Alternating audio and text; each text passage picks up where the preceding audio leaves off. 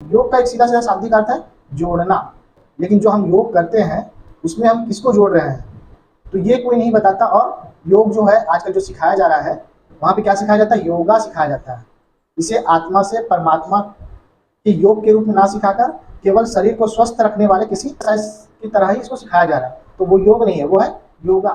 ठीक है।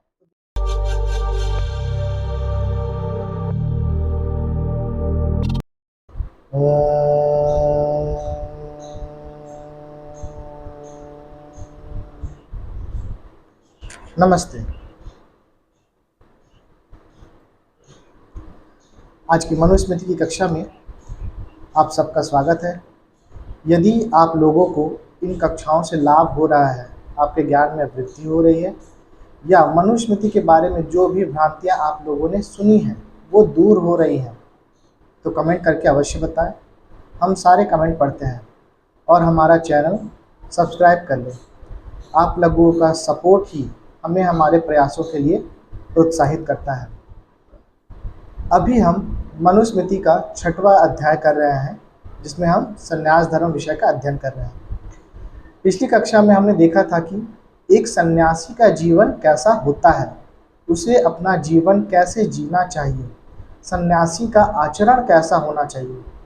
आज हम इसी संन्यास धर्म विषय में देखेंगे कि एक सन्यासी के जीवन में योग का क्या महत्व है। तो आज का हमारा श्लोक है, सूक्ष्मतां चान्वक्षे ते योगेन परमात्मनः देहेषु च समुत्पत्ति मुत्मिष्वधमेषु च। इस श्लोक में मनु महाराज कह रहे हैं कि सन्यासी योगाभ्यास से परमात्मा की सूक्ष्मता या फिर जो उसकी सर्वव्यापकता है, इसको उत्तम और अधम शरीरों में जीव की जन्म प्राप्ति के विषय में गंभीरता से चिंतन करें, है ना। ईश्वर जो है उसका सर्वव्यापकता है, उसको हर तरह के जीवों में है, इसको अच्छे से चिंतन करें और उसी के अनुसार अनुकूल उपाय करें। अब जैसे हमको पता है कि हम जितने भी जीव हैं सब में ईश्वर का ही अंश है, ये अगर हमको हमारे मस्तिष्क में है तो हम किसी के साथ भी दुर्व्यवहार करने से खुद को रोकेंगे। इस श्लोक में योग और परमात्मा की अनुभूति पर जोर दिया गया है। चिंतन और योगाभ्यास के द्वारा क्या है, जो जीव है वो जन्म मृत्यु के चक्र से मुक्त होकर परमात्मा को प्राप्त करता है। अब यहाँ पर लेकिन क्या है कि जो योग है हम उसको समझ नहीं पाते, है ना। तो सबसे पहले अभी हमको यहाँ पर जानना होगा और समझना होगा कि योग क्या है ना। योग का एक सीधा सीधा शाब्दिक अर्थ है जोड़ना, है ना। लेकिन जो हम योग करते हैं उसमें हम किसको जोड़ रहे हैं तो ये कोई नहीं बताता। और योग जो है आजकल जो सिखाया जा रहा है ना, वहाँ पे क्या सिखाया जाता है, योगा सिखाया जाता है। इसे आत्मा से परमात्मा के योग के रूप में ना सिखाकर केवल शरीर को स्वस्थ रखने वाले किसी एक्सरसाइज की तरह ही इसको सिखाया जा रहा है। तो वो योग नहीं है, वो है योगा। ठीक है। तो देखते हैं कि योग की जो परिभाषा है वो क्या है। तो योग दर्शन में इसकी जो परिभाषा दी गई है वो कुछ इस प्रकार है, योगश्चित्त वृत्ति निरोधः, अर्थात चित्त वृत्तियों का निरोध करना योग है। मतलब हमारी जो इच्छाएं हैं उनको कंट्रोल करना ही ये योग है। फिर इसके बाद पहले तो आपने उसको कंट्रोल किया, पुनः चित्त वृत्तियों के निरोध से समाधि सिद्ध होने पर, अर्थात तदा दृष्ट्वा स्वरूपे अवस्थानम, अर्थात तब सब प्रकार के दृष्टा ईश्वर के स्वरूप में जीवात्मा की स्थिति होती है ना। हमने खुद की इंद्रियों को कंट्रोल किया, तब हम आत्मा और जीवात्मा के संबंध को समझ के सभी जीवों में उस ईश्वर का दर्शन करते हैं। यही हमारा क्या है, योग है। इसमें अब इसमें जो वेद का प्रमाण है इसको भी देख लेते हैं। युञ्जान प्रथमं मनस्तव्याय सविताधिः अग्निर्ज्योतिर्निर्चायय पृथ्व्या अध्याभरत, अर्थात ब्रह्म ज्ञान के लिए जब अपने मन को पहले परमेश्वर में युक्त करते हैं, है ना, हमने अपने मन को परमेश्वर से युक्त किया, ईश्वर से जोड़ा, तब परमेश्वर क्या करता है, तब परमेश्वर उनकी बुद्धि को अपनी कृपा से अपने में युक्त कर लेता है। जब हम खुद को ईश्वर से जोड़ने का प्रयास करते हैं तब ईश्वर भी क्या होता है, अपना ज्ञान हमें देता है। फिर वे परमेश्वर के प्रकाश को निश्चय करके यथावत धारण करते हैं, है ना, तब हम ईश्वर का दिया हुआ जो ज्ञान है उसको धारण कर पाते हैं। पृथ्वी के बीच में योगी का यही लक्षण है। यदि संक्षेप में बोला जाए, योग का मतलब क्या है, अपने चित्त वृत्तियों में नियंत्रण रखना और अपने मन को ईश्वर से जोड़ना, यही क्या है, योग है। अब हम लोग अगला श्लोक देखते हैं। श्लोक संख्या हमारा 45वां। दूषितो अपि चरिद्धर्मं यत्र तथाश्रमे रतः समः सर्वेषु भूतेषु न लिंगम धर्म कारणम। इस श्लोक में मनु महाराज कह रहे हैं कि मनुष्य किसी भी आश्रम में स्थित रहते हुए दूषित स्थिति में भी अथवा लोगों के द्वारा दोषों से आरोपित या निंदित किए जाने पर भी धर्म का पालन करे, अर्थात दुखी होकर या किसी भी दूषित स्थिति में धार्मिक कर्तव्यों का त्याग ना करे। जैसे आज के समय में क्या होता है कि किसी के ऊपर गरीबी आ रही है या किसी के ऊपर किसी को मतलब समाज में बहुत ज़्यादा अगर उसे प्रताड़ित कर दिया जाए या उसे हमेशा के लिए बुरा बना दिया जाए तो लोग क्या सोचने लगते हैं आज के समय में कि जब मुझे सब बुरा कह रहे हैं तो बुरा करने में क्या जाता है, जबकि ऐसा नहीं होना चाहिए। हमारे ऊपर कितने भी आरोप लग जाए, हम कितने भी दुखी हो जाए, उसके बाद में हमें हमारा जो धर्म है उसे नहीं छोड़ना चाहिए, है ना। जैसे क्या होता है आज के समय में, मान लो कोई मांस मदिरा का सेवन नहीं करता है तो वो क्या होता है, सोसाइटी में वो अकेला होते जाता है, उसके मित्र कम होते जाते हैं, है ना। लेकिन जो मांस मदिरा का सेवन है ये तो अधर्म है, तो अब वो सबके साथ जुड़ने के लिए मांस मदिरा का सेवन करे, ऐसा नहीं होना चाहिए। उसे अपने धर्म का पालन करना चाहिए, है ना। ये उदाहरण के रूप में, ठीक है।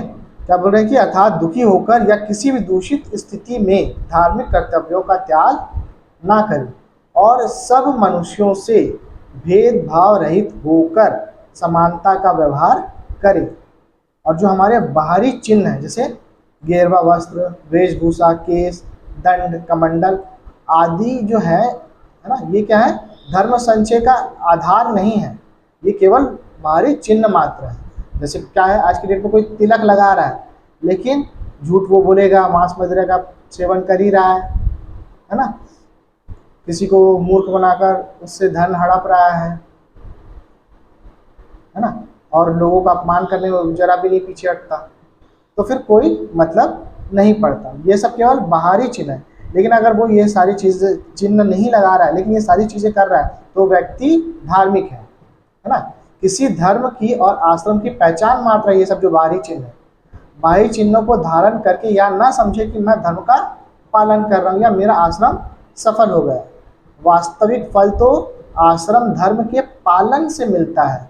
जिस समय जैसे क्या है, कोई ब्रह्मचार्य आश्रम में है तो वो क्या है, अपने आप ब्रह्मचर्य का पालन करते हुए अच्छी से अच्छी शिक्षा और स्किल्स को सीखे। अगर वो ये फॉलो कर रहा है तो उसका ब्रह्मचर्य आश्रम फलित हुआ। उसी प्रकार जैसे वो गृहस्थ आश्रम में है तो धार्मिक तरीकों से, सही तरीकों से धन कमाते हुए समाज की सेवा और अपने परिवार का पालन कर रहा है ना, तो उसका गृहस्थ आश्रम सफल हुआ। उसी तरह वानप्रस्थ आश्रम में किसी से सहायता ना लेते हुए भी वो समाज का परोपकार कर रहा है तो उसका वानप्रस्थ सफल हुआ, है ना। तो इस तरह से केवल बाहरी चिन्ह हो या ना हो, लेकिन अगर वो अपने जो भी आश्रम धर्म है उसका पालन कर रहा है तो उसका आश्रम सफल हो रहा है ना, वो तब धार्मिक कहा जाएगा, ठीक है। अतः धर्म आचरण का को यहाँ पे हम लोग प्राइम माने, उसको मुख्य माने।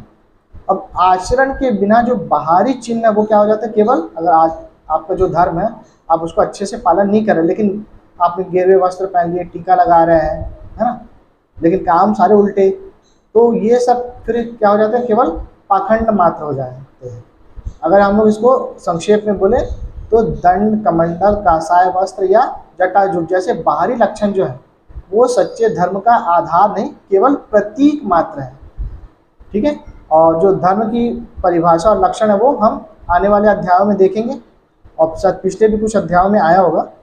तो आप हमारे जो पिछले अध्याय हैं उनके जो प्लेलिस्ट है वो आप देखिए, प्लेलिस्ट की लिंक डिस्क्रिप्शन में दी हुई है। अब हम लोग आगे का अगला श्लोक देखते हैं, हमारा 46वां श्लोक। फलम कतक वृक्षस्य यद्यप अम्बु प्रसादकम ना नाम ग्रहणादेव तस्य वारी प्रसीदति।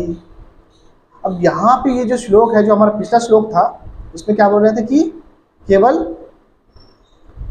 जो चिन्ह है उनको धारण करने से कुछ नहीं होता। तो उसी को अब एक एग्जाम्पल के माध्यम से यहाँ पे मनु महाराज बता रहे हैं कि जैसे कतक या निर्मलीय वृक्ष, या जिसको हम लोग आज जानते हैं रीठा नाम से, है ना। तो रीठा का जो फल है वो क्या है, जल में डालने से उस पानी को वो शुद्ध करने की शक्ति रखता है। ठीक है, लेकिन क्या है, केवल उसका नाम, पानी को ले लें और केवल रीठा का नाम लेते रहें तो उससे तो पानी हमारा स्वच्छ नहीं होने वाला। उसी प्रकार किसी धर्म या आश्रम का नाम लेने या उसके जो बाहरी चिन्ह है उसको धारण करने से कोई धार्मिक नहीं हो जाता, उसका आश्रम धर्म सफल नहीं हो जाता। वस्तुतः फल तब मिलता है जब वो धर्म आचरण करता है तब। तो ये क्या है, यहाँ पे उसका एक उदाहरण दे रहा है ना, कि जैसे जो रीठा का फल है उसको पानी, वो क्या है, जल को शुद्ध करने की शक्ति तो रखता है, लेकिन उस फल को हमको डालना पड़ेगा पानी में। केवल पानी को पकड़ के उस रीठा का नाम लेने से ऐसा नहीं होता। ठीक है, उसी प्रकार केवल आश्रम का नाम लेना या बाहरी चिन्ह धारण कर लेना किसी को धार्मिक नहीं बनाता। सच्चा फल तो केवल आचरण और धर्मानुसार कर्म से ही मिलता है। तो आज की कक्षा में हम लोगों ने क्या देखा कि योग क्या है, और जो वह प्रतीक है ये कोई धर्म का प्रमाण नहीं है। अब अगली कक्षा में हम लोग देखेंगे कि प्राणायाम क्या है और इसका क्या महत्व है। तो आज की कक्षा को हम यहीं विराम देते हैं।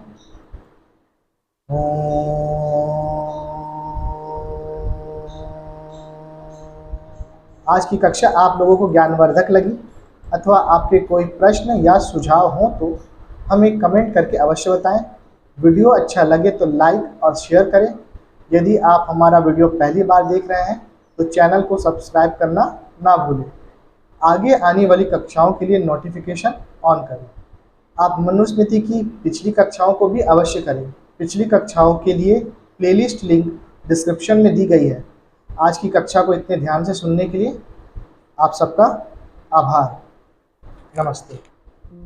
आज की कक्षा आप लोगों को ज्ञानवर्धक लगी अथवा आपके कोई प्रश्न या सुझाव हो तो हमें कमेंट करके अवश्य बताएं। वीडियो अच्छा लगे तो लाइक और शेयर करें। यदि आप हमारा वीडियो पहली बार देख रहे हैं तो चैनल को सब्सक्राइब करना ना भूलें। आगे आने वाली कक्षाओं के नोटिफिकेशन के लिए बेल आइकन को प्रेस करके ऑल में सेट करें।